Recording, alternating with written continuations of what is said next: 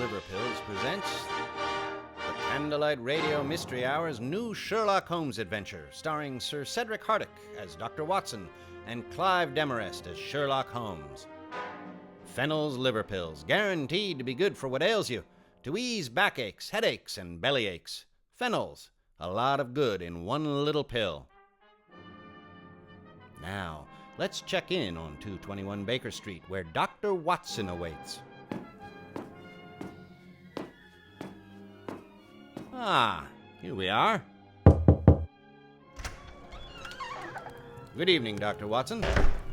Welcome, Mr. Burrell. Please come in, sir.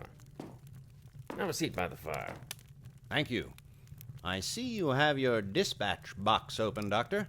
And what new adventure are we to embark on tonight? A macabre little escapade from Holmes in my early years, entitled The Dorchester Demon. It was in the year of 1887. London was in the grip of a thick, foreboding fog. Holmes and I were reclining before the fire when he began to speak. My dear fellow, life is infinitely stranger than anything which the mind of man could invent.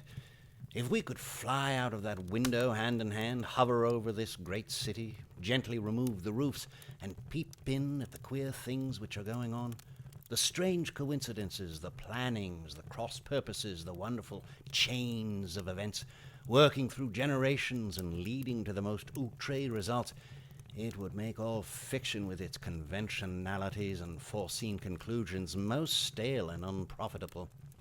And yet I am not convinced of it. Well, the cases which come to light in the papers are, as a rule, bald enough and vulgar enough.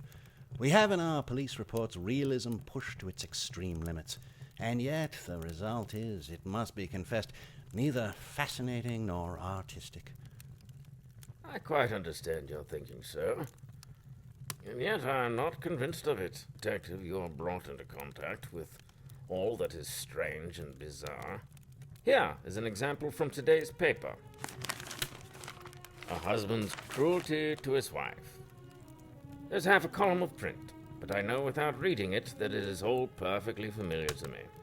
There is, of course, the other woman, the drink, the push, the blow, the bruise, the sympathetic sister or landlady. The crudest of writers could invent nothing more crude. Indeed, your example is an unfortunate one for your argument. This is the Dundas separation case, and, as it happens, I was engaged in clearing up some small points in connection with it. The husband was a teetotaler. There was no other woman, and the conduct complained of was that he had drifted into the habit of winding up every meal by taking out his false teeth and hurling them at his wife, which, you will allow, is not an action likely to occur to the imagination of the average storyteller.